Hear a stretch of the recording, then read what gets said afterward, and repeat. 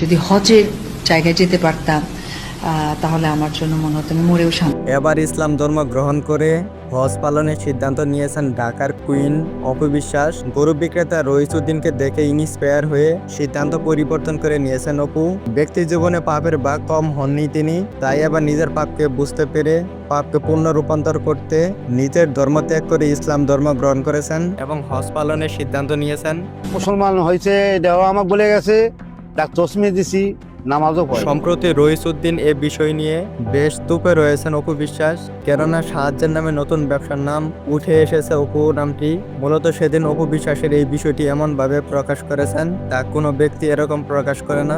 অসহায় ব্যক্তিকে সাহায্য করে নিশ্চয় সোয়াবের কাম করেছেন, কিন্তু এমন বিষয়টি এমন ভাবে প্রকাশ করা হয়েছে তা একান্ত অপ্রত্যাশিত। এরপরে অপু বিশ্বাসে আরেকটি ভিডিও নতুন ভাবে জন্ম দিয়েছে, যেখানে শোনা গেছে অপু বিশ্বাস বলেছেন যদি হজে যেতে পারতাম তাহলে দুনিয়ার মায়া ত্যাগ করেও শান্তি পেতাম। যদি হজের জায়গায় যেতে পারতাম তাহলে আমার জন্য মনে হতো আমি মরেও শান্তি। অপুর মুখে এমন কথা শুনে শুরু হয়েছে যত জল্পনা কল্পনা। অপু বিশ্বাস তো হিন্দু, তবে কিভাবে হজে যাওয়ার কথা বলেন? তবে কি নিজের ধর্ম ত্যাগ করে ইসলাম ধর্মের ধর্মান্তরিত হয়েছেন তিনি?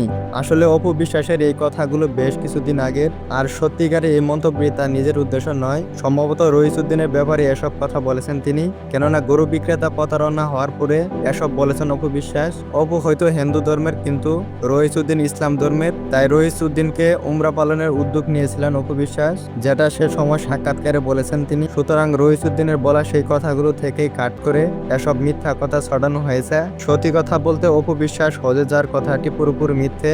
কিছু ব্যক্তিবর্গগণ এসব ভুয়া তথ্য দিয়ে নতুন আলোচনা করার চেষ্টা করেছেন, যার বাস্তব চিত্র অপু বিশ্বাসের এই ভিডিওটি।